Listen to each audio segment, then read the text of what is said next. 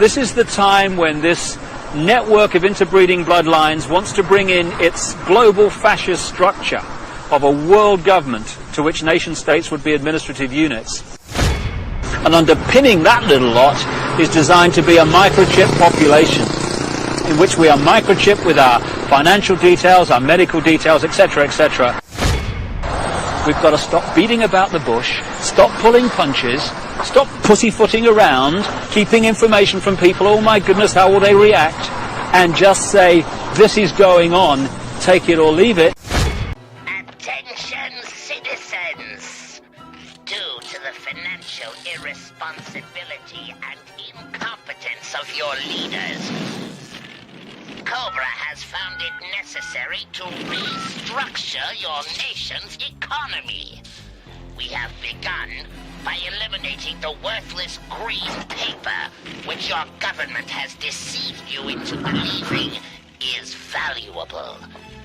Cobra will come to your rescue, and out of the ashes will arise a new order! Citizens of the United States, I am pleased to announce Cobra's Economic Recovery Plan. If you want money to buy food for your children, take all your valuables to the nearest branch of Extensive Enterprises. There, all goods will be exchanged for Cobra currency. There's the New World Order, their New World Order. That's the program. It's combined with the finance system to have us completely slaved, without of cash, all digital, to put us in a digital cave, completely, deciding if they like you or not. Ah, but they never thought about cryptocurrencies and blockchain, did they? They did. You believe that they're engineering all of that? You don't believe that is a natural human organic response to central banking and fiat? Is crypto and smart contracts is our way of throwing this devil off the back? Even on the internet you can find a white paper from the NSA from 1995. They were already describing everything you have now in present, like cryptocurrencies. It's the first and the second generation of cryptocurrencies. They have a lot of backdoors. They are not free. They call it part of the fourth industrial revolution. One of the features of this fourth industrial revolution is that it doesn't change what we are doing, but it changes us. The very idea of human being some sort of natural concept is really going to change. Up until now, the conversation we've been having is around freedom of speech. Once we can access people's thoughts and access people's emotions. The focus, as all of you know, today is on what's now called the Internet of Bodies, involving medical implants and other kinds of devices that go inside your body and all together with the Internet as a whole comprise the Internet of Bodies. The Internet of Bodies, or IOB, is actually an ecosystem. It's a bunch of devices that are connected to the Internet that contain software and that either collect personal health data about you or can alter the body's function. We think of the Internet of Bodies as this collection of all these devices as well as all the data that the devices are gathering about you. And in healthcare, it's Internet of Bodies has been around for quite a while. So the Internet of Bodies, imagine the power of AI. What is artificial intelligence? It's a way to automate computation and cognition. So we can now automate learning, perceiving, doing computation. It's a pervasive general purpose technology that will be used in all of our industries, that will come into our professional networks, our private networks, our schools, our industries and our offices. What I wanted to epitomize with the Internet of Bodies is this notion that we will be under assessment, we will be under measure of computation in every aspect of our lives in the future.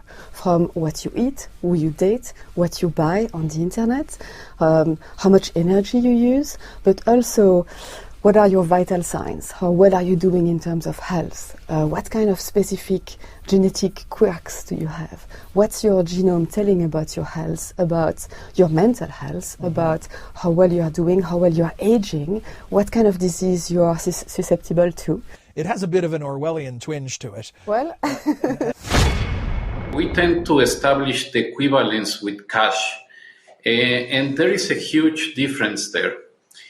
For example, in cash, we don't know, for example, who's using a $100 bill today. We don't know who is using a 1,000 peso bill today.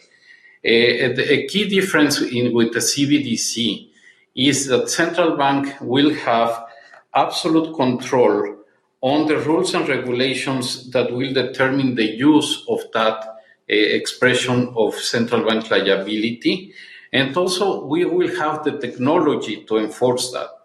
Those two issues are extremely important, and that makes a huge difference with respect to what cash is. This is Richard Werner, the top academic scholar in the world on central banking. He wrote the book and did the documentary, The Princes of the Yen, about the Japanese central bank. Here he is in Malmo, Sweden, in May. The nature of this CBDC, what is it actually going to look like? They never talk about that. Right. But I heard one European central banker tell me what it's going to look like. He saw it. He was invited to one of the old central banks in Europe that are very much promoting this. And they showed him. And, he's a top, executive director of another central bank in Europe, and there's no reason to believe that he was telling me a story. And he was around this large and would be implanted under your skin. A British company has an idea that would let you ditch your wallet or purse and still be able to pay for things. The company Walletmore says the $300 chip is the size of a grain of rice. You'd most likely have it implanted in your hand, and once it's activated, you can use it at a checkout by just swiping your hand over the card reader. FTX blew up in spectacular fashion. It looks like fraud. But in the wake of that, rather than thinking through, why did regulators let this happen, there's a new effort underway to regulate every single financial transaction that occurs in this country through something called the Central Bank Digital Currency, CBDC. If that happens, we're done. So you might have missed what happened Wednesday afternoon at the Fed, but they started their CBDC. Maybe we should start having the conversation of, gosh, this looks like the mark of